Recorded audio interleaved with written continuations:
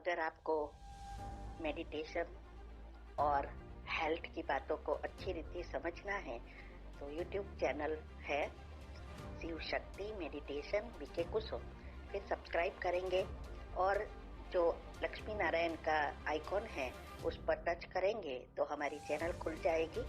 वहाँ प्लेलिस्ट में आपको सब कुछ ग्रुप वाइज मिलेगा। साथ साथ लाइक शेयर और कमेंट भी कीजिए, इससे आपका दुआ का खाता बढ़ेगा, बुद्धि का ताला खुलेगा और आप जल्दी जल्दी आगे बढ़ सकोगे। ओम शांति।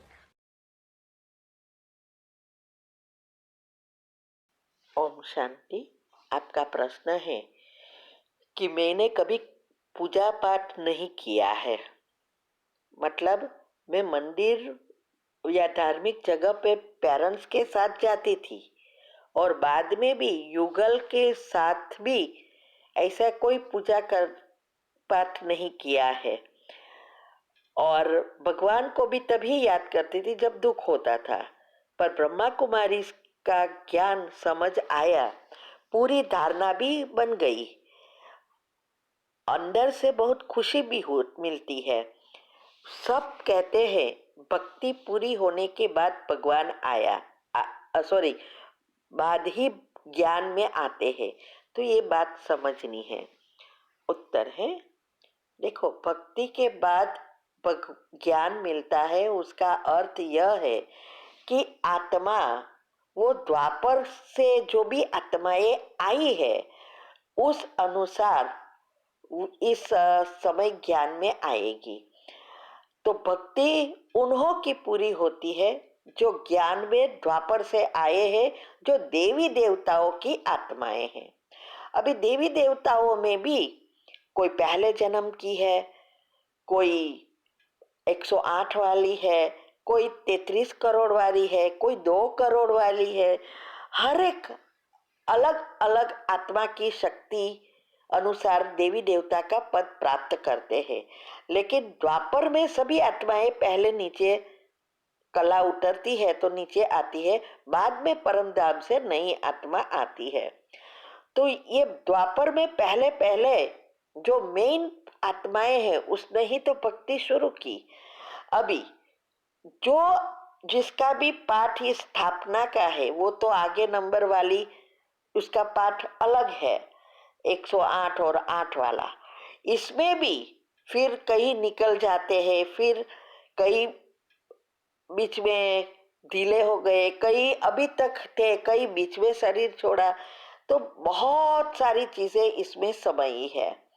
इसीलिए आपकी अगर भक्ति पूरी हुई होगी लेकिन पिछले जन्म में, अभी भी आपकी पूजा पाठ नहीं करते, लेकिन भावना तो भक्ति की है, अच्छी भावना है, क्योंकि आत्मा वो है सत्युग त्रेता वाली। हमें किसी को भी पता नहीं है कि हम कौन से नंबर में आने वाले हैं, ठीक है, ये तो अपने पुरुषार्थ अनुसार समझ में आता है, लेकिन आत्मा आप वो है। इसीलिए आपको कहीं ना कहीं ज्ञान मिलता है। अभी ज्ञान में आने के जो चीजें होती है वो कर्म, जो आपने दूसरे प्रश्न में पूछा है कि इस बिना भक्ति के जो ज्ञान में आते हैं वो आत्मा किस कर्म के आधार पर आती है, वो भी आपने प्रश्न पूछा है। तो ये यही है, ऐसा कोई सेपरेट कर्म के ये भाई ये कर्म के बदले ये आएगा, ऐसा नहीं है। कर्म कुछ नहीं है, एनर्जी है। तो वो कौन सी एनर्जी कब बाहर आती है, कौन सा पार्ट है, कौन सी आत्मा की शक्ति है, ड्रामा क्या है, बहुत सारी चीजें हैं। इसीलिए आप हम जो भी आत्माएं पीछे से आती है और वो जल्दी जल्दी आगे बढ़ती है, उसका मतलब बीच में ऐसा कोई कर्म है जो लेट आई, लेकिन अभी वो जल्दी जल्दी ऊपर जाती है, सभी बातें समझ में आती है और चारों सब्जेक्ट में पास होने लगती है। तो बीच में का कर्म हर एक का अलग अलग है, इसीलिए भोगनाएं भी अलग होती है और कईयों को बहुत भोगना होती है, बहुत सारी चीजें हैं। तो इस 1+1=2 ऐसा नहीं है। इसीलिए आप हमें अभी यही ध्यान रखना, पीछे क्या हुआ ये नहीं। अभी हम अपने आप को ये समझना है कि हम कितने लकी है जो पीछे आने के बाद भी हम इतना अच्छा पुरुषार्थ कर रहे हैं। जो कई बार आगे जो बहुत साले से आए हैं वो भी अभी नहीं कर रहे हैं, या मैं तो कहूंगी कहीं तो इतने बड़े बड़े महारथी जैसे होते हैं, सरंदर होते हैं, तो उसको भी माया खा लेती है। कई बहनें शादी भी कर लेती है, तो बहुत सारी चीजें हैं। तो हमें अभी एक ही ध्यान देना है कि मुझे कैसे अभी इसमें आगे बढ़े, निश्चय बढ़े, जिससे मैं संशय बुद्धि होकर इस ब्राह्मण झाड़ में हिलने हिलने से नीचे गिर ना पड़ूं। वैसे देखो तो हमने भी इस जन्म में पहले तो हमने भक्ति की नहीं थी। हाँ, पूजा पाठ नहीं की, भक्ति भाव था। हम कभी भी पहले के जमाने में बालों में फूल या गजरा फूलों का डालता था, हम कभी नहीं डालते थे। मेरी पेरेंट्स को कहती थी कि नहीं, वो मुझे पैसा दो और मैं उसका वो पैसा गरीबों को या शिव मंदिर में वो फूल को चढ़ा देती थी। ये भावना थी, भले पूजा नहीं की है। और मैरिज के बाद भी पहले पहले तो हम आ, सभी जगह पे जाते थे। कोई दिन ऐसा नहीं कि कोई कथा छोड़ी है, कुछ भी। पूजा तो वैसे भी नहीं की है। फिर हरे कृष्ण में जाते थे तो हम माला वगैरह करते थे, पगे पढ़ते थे, लेकिन पूजा तो नहीं की है।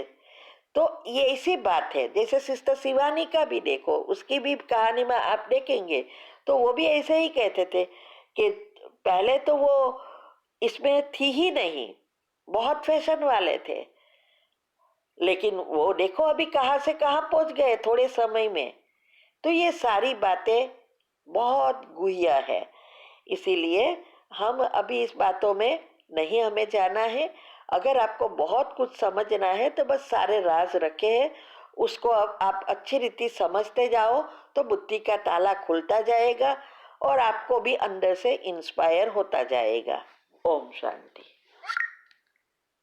आपका प्रश्न है, अगर आपका साउथ फेसिंग घर था तो वही रहते हुए योग के प्रयोग क्यों नहीं किया? बीच बेचा क्यों? यूएसए में जाके प्रयोग क्यों किया? क्या आप भी दिल से इंडिया के घर में नहीं रहना चाहते थे, या साउथ फेसिंग होने से लाइफ में प्रॉब्लम आ रही है? उत्तर है, देखो पहले तो आप जो अधूरे हाफ वीडियो सुनते हो ना, उसको पूरी अच्छी रीति सुनो। मैंने 3 से 4 जगह के नहीं, बहुत सारी जगह पे बताया है कि घर क्यों बेचा, उदाहरण भी दिया कि हमारे सामने वास्तु वाले थे घर तो भी नहीं बिक गया। सारी बातें मैंने डिटेल में बताई है। और पता नहीं आप क्यों ऐसे प्रश्न कर रहे हो। हमने कहा कि घर बेचने का कारण कोई प्रॉब्लम या साउथ फेसिंग है ये इसके लिए, या तो वहां नहीं रहना चाहे इसके लिए, इसके इस सब के लिए नहीं किया है। हमने क्लियरली बताया कि जब हम इंडिया आए तो इंडिया में हम हर समय तो रहते नहीं थे, 5 महीने होता था तो हम फिर से हमें वापस आ जाना पड़ता था यूएसए। तो हमने ऐसे ही बैठे थे, जब हमारा आने का समय हुआ तो युगल और हम चाय पानी करते थे, भोजन पर बात निकली कि अभी ये घर बेच दे, क्योंकि हमारी उम्र हो गई है दोनों की, और हमारे बेटा कोई नहीं है, सारी बेटियां हैं और वो सब यूएस में है, इंडिया में कोई नहीं है। और ये बड़ा मकान था, इसीलिए उसका पैसा बेचकर ट्रांसफर कर देना, यहाँ ला लेना, ये साहब बहुत काम होता है। तो ऐसे ही हमने बात की, तो उस समय तो हमें वापस आ जाना पड़ा, इसीलिए यूएसए में आके योग का प्रयोग किया, क्योंकि हमने बेचने को नहीं रखा था। ये तो बात ही हुई, तो हमें भी अच्छी लगी बात कि बराबर है, हम कभी कभी जाते हैं तो छोटे फ्लैट में रह सकते हैं और बच्चे तो यहाँ से जाएंगे नहीं। ये सारी बातें थी, नहीं कि साउथ फेसिंग। हमने कहा साउथ फेसिंग घर था फिर भी वो बिक गया और अभी जो रह रहे हैं वो भी बहुत बहुत खुश है। ऐसा बहुत अच्छी रीति मैंने समझाया है। तो ये प्रॉब्लम यही है ही नहीं कि हमें वहां नहीं रहना था। बच्चों के प्रॉब्लम तो अभी भी आ रहे हैं। बेच दिया ना, 4 साल हो गए और वो उस घर में हम 25 साल रहे। ऐसा नहीं है कि तुरंत बेच दिया, 25 साल उस घर में रहे। कितना योग हुआ होगा सोचो। इसीलिए हमने कहा वो घर साउथ फेसिंग था। इतना ही नहीं, घर में एक भी चीज वास्तु अनुसार नहीं थी। तो हमारा कहने का भावार्थ यही था कि वास्तु और कुछ नहीं है, योग पॉजिटिव एनर्जी है और पॉजिटिव से सब कुछ अच्छा ही होता है। और मैंने जो उदाहरण दिया कि सामने वाला घर वास्तु वाला था तो भी अभी तक नहीं बिका और वो ओनर वहां रहने वापिस आ गई। तो कहने का भावार्थ वो वास्तु वाला था तो भी नहीं बेचा, एनर्जी। तो ये बातें समझाने के लिए कि ये ग्रह, जन्माक्षर, वास्तु, ये सब हमारा ही कर्म का फल है और उस कर्म को बदलना हमारे ही हाथ में है कि भाई हम अपना भाग्य खुद बदल सकते हैं, खुद संचित कर्म भस्म कर सकते हैं। अच्छा या बुरा भाग्य बनाना वो हमारे हाथ में है, न कि कोई ज्योतिष या वास्तु के हाथ में या कोई और ग्रह हमें हैरान करता है उसकी पूजा करने से। मैंने ये भी बताया कि लोग कितने पैसे खर्चते हैं फिर भी काम नहीं होता और योग के प्रयोग से, पॉजिटिविटी से, पॉजिटिव बनने से इम्पॉसिबल का भी पॉसिबल होता है। ठीक है, तो ये बातों को आप हमेशा अच्छी रीति समझो और फिर उसको उसके ऊपर मंथन करो। ये सारे प्रश्न जो भी आपने पूछे सब उल्टे ही पूछे हैं। जो मैंने बताया है वो तो पूछा ही नहीं है। ठीक है, ओम शांति।